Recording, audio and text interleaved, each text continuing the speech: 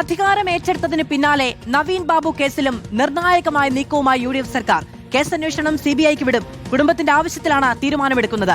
Police അന്വേഷണത്തിൽ തൃപ്തിയില്ല എന്നും ഗൂഢാലോചനയെക്കുറിച്ച് അന്വേഷിച്ചില്ല എന്നുമാണ് കുടുംബത്തിന്റെ ആരോപണം. ഇക്കാര്യത്തിൽ കുടുംബത്തിന്റെ താൽപര്യമാണ് സർക്കാരിന്റെ നയമെന്ന് മന്ത്രി K മുരളീധരൻ പറഞ്ഞു. ഏത് തരത്തിൽ അന്വേഷണം നടത്തുന്നതിലും സംസ്ഥാന സർക്കാരിന് വിരോധമില്ല. കാരണം ആ കുടുംബത്തിന് നീതി ലഭിക്കുമെന്ന് ഇന്നലെ മുഖ്യമന്ത്രി ഉറപ്പ് നൽകിയിട്ടുണ്ട്. അതനുസരിച്ച് ഞങ്ങൾ തുടർ നടപടികൾക്ക് തയ്യാറാണ്. ഇനി CBI എങ്കിൽ CBI, അത് കുടുംബത്തിൻ്റെ ഇഷ്ടം എങ്ങനെയാണോ അതുപോലെ നടക്കട്ടെ. ഏതായാലും അവരുടെ കുടുംബത്തിൻ്റെ എന്താണോ താല്പര്യം അതാണ് ഗവൺമെൻറ്റിൻ്റെ നയം എന്ന് പറയുന്നത്. പരാതിയുള്ള കേസുകളൊക്കെ അന്വേഷിക്കും. അത് അങ്ങോട്ട് കയറി പരാതി ഉണ്ടോ ചോദിക്കുന്ന ഏർപ്പാടില്ല. ഇങ്ങോട്ട് കിട്ടിയാൽ അന്വേഷിക്കും, ഏത് കേസും അന്വേഷിക്കും. TV പ്രസാദ് വിവരങ്ങളുമായി നമ്മളോടൊപ്പം ചേരുകയാണ്. TV പ്രസാദ്, സംസ്ഥാനം വലിയ തോതിൽ ചർച്ച ചെയ്തൊരു കേസാണ്. ഒരു സർക്കാർ ഉദ്യോഗസ്ഥൻ വിരമിക്കുന്നതിന് മുൻപ് ആത്മഹത്യ ചെയ്തു എന്ന നിലയ്ക്ക് കേവലമായിട്ടല്ല അതിനെ കണ്ടത്. അതിന് പിന്നിൽ ആ സമ്മർദ്ദവുമായി ബന്ധപ്പെട്ട ദൃശ്യങ്ങളടക്കം പുറത്തു വന്നപ്പോൾ അതിൽ വലിയ തോതിൽ ഞെട്ടലുണ്ടായി എന്ന് മാത്രമല്ല, വലിയ സമ്മർദ്ദത്തിന്റെ കഥകൾ കൂടി പുറത്തു വന്നതോടുകൂടിയാണ് ADM നവീൻ ബാബുവിന്റെ വിഷയം കേരളം അത്രമേൽ ചർച്ച ചെയ്തത്. ആ ദൃശ്യങ്ങൾ പുറത്തുവിട്ടത് പോലും അദ്ദേഹത്തെ അപമാനിക്കുന്നതിന് വേണ്ടിയാണ് എന്ന വിവരങ്ങൾ പിന്നീട് വരികയും ചെയ്തു. പക്ഷേ അതിനൊക്കെ അപ്പുറത്ത് TV പ്രസാദ്, നമുക്ക് ഓർമ്മയുണ്ട്, ആ മരണവുമായി ബന്ധപ്പെട്ട് ബന്ധുക്കളുടെ മുന്നിൽ ഒരു കണ്ണുകെട്ടിക്കളി ഉണ്ടായി എന്നുള്ളതാണ് അവരുടെ ആക്ഷേപം. അത് നമ്മൾ നേരത്തെ സംസാരിച്ചതുപോലെ പോസ്റ്റ്മോർട്ടവുമായി ബന്ധപ്പെട്ടും ആശുപത്രിയുടെ തെരഞ്ഞെടുപ്പുമായി ബന്ധപ്പെട്ടുമൊക്കെ അവർക്ക് വലിയ പരാതികളുണ്ട്.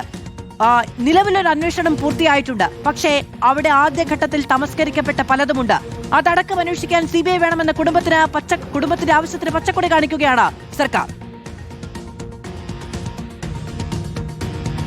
അതുതന്നെയാണ് മാധു. നമുക്കറിയാവുന്നതുപോലെ കണ്ണൂരിലെ ADM ആയിരുന്ന നവീൻ ബാബു കണ്ണൂരിൽ നിന്ന് ട്രാൻസ്ഫറായി പത്തനംതിട്ടയിലേക്ക് വരാനിരിക്കെ അവിടുത്തെ യാത്രയയപ്പ് ചടങ്ങിലാണ് ഇതെല്ലാം സംഭവിച്ചത് എന്നുള്ളതാണ്. അന്ന് അവിടുത്തെ ജില്ലാ പഞ്ചായത്ത് പ്രസിഡന്റായിരുന്നു പി പി ദിവ്യ കണ്ണൂരിലെ കരുത്തയായ CPIM-ന്റെ നേതാവായിരുന്നു, ജില്ലാ കമ്മിറ്റി അംഗമായിരുന്നു. അങ്ങനെ വിളിക്കാത്ത യോഗത്തിലേക്ക് കണ്ണൂർ ജില്ലാ കളക്ടർ അരുൺ വിജയന്റെ ഒരു മുന്നറിയിപ്പോടുകൂടി അരുൺ വിജയനോടുകൂടി സംസാരിച്ചതിൻ്റെ അടിസ്ഥാനത്തിൽ അങ്ങോട്ടേക്ക് വന്നു കയറുന്നു. ആ യോഗത്തിൽ അനധികൃതമായി വന്നു കയറിയ ആൾ സംസാരിക്കുന്നു, വളരെ മോശമായി സംസാരിക്കുന്നു. അങ്ങനെ സംസാരിച്ച് കഴിഞ്ഞ് പോയതിനു ശേഷവും ആ കളക്ടർ ഒരക്ഷരം മിണ്ടിയില്ല എന്ന കാര്യം നമുക്കെല്ലാവർക്കും ഓർമ്മയുണ്ട്. അതിന് പിന്നാലെയാണ് നവീൻ ബാബു മരിക്കുകയും ചെയ്യുന്നത്. ഇപ്പോഴും ആ കുടുംബം, നവീൻ ബാബുവിൻ്റെ കുടുംബം, നവീൻ ബാബു കൊല്ലപ്പെട്ടു എന്നാണ് വിശ്വസിക്കുന്നത്. കാരണം ആ കുടുംബം പറയുന്ന പല കാര്യങ്ങളും ഇപ്പോഴും പോലീസിനോ അല്ലെങ്കിൽ സർക്കാർ സംവിധാനത്തിനോ ആ കുടുംബത്തിനെ വിശ്വസിപ്പിക്കാൻ കഴിഞ്ഞില്ല. കാരണം ഒരുപാട് ദുരൂഹതകൾ ആ കേസിലുണ്ട് എന്നുള്ളതാണ്. അതായത് കണ്ണൂർ ജില്ലാ കളക്ടർ അരുൺ വിജയനുമായി മാനസികമായി നല്ല അടുപ്പത്തിലായിരുന്നില്ല നവീൻ ബാബു എന്ന കാര്യം പലതവണ നവീൻ ബാബു തൻ്റെ ഭാര്യയായ മഞ്ജുഷയോട് പറയാറുണ്ടായിരുന്നു.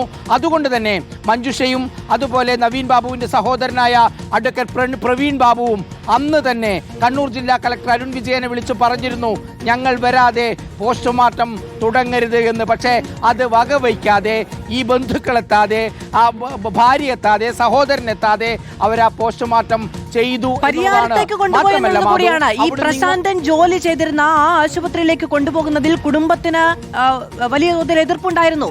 എന്തിനാ എതിർപ്പ് രേഖപ്പെടുത്തിയതിനു ശേഷവും അങ്ങോട്ട് കൊണ്ടുപോയെന്ന ചോദ്യത്തിന് ഇന്നോളം ഉത്തരമില്ല. അതാണ് മാധു അതിലെ പ്രധാനപ്പെട്ട പോയിന്റ്. പരിയാരം മെഡിക്കൽ കോളേജ് നമുക്കറിയാം CPIM-നൊക്കെ വലിയ സ്വാധീനമുള്ള മെഡിക്കൽ കോളേജാണ്. സർവോപരി മാധു പറഞ്ഞതുപോലെ ആ പമ്പിന്റെ ഉടമ എന്ന് പറയപ്പെടുന്ന ബിനാമി എന്ന് നവീൻ ബാബുവിൻ്റെ കുടുംബം പറയുന്ന ഈ പ്രശാന്ത് ജോലി ചെയ്യുന്നതും ഇതേ പരിയാരം മെഡിക്കൽ കോളേജ് ആശുപത്രിയിലേക്കാണ്.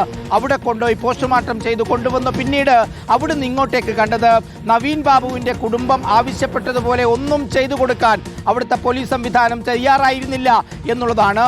ഇങ്ങനെയുള്ള ഒരു മനുഷ്യൻ ഒരു ആത്മഹത്യാക്കുറിപ്പ് പോലും ഇല്ലാതെ എങ്ങനെ ആത്മഹത്യ ചെയ്യുമെന്ന ചോദ്യമാണ് പലപ്പോഴും വളരെ വ്യക്തിപരമായി ഇവരെല്ലാം നമ്മളോടുൾപ്പെടെ എല്ലാവരോടും ചോദിക്കുകയും ചെയ്യുന്നത്.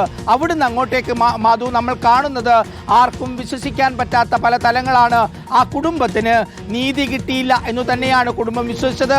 അതുകൊണ്ടാണ് അവർ CBI അന്വേഷണം ആവശ്യപ്പെട്ട് ഹൈക്കോടതിയെ സമീപിച്ചത്.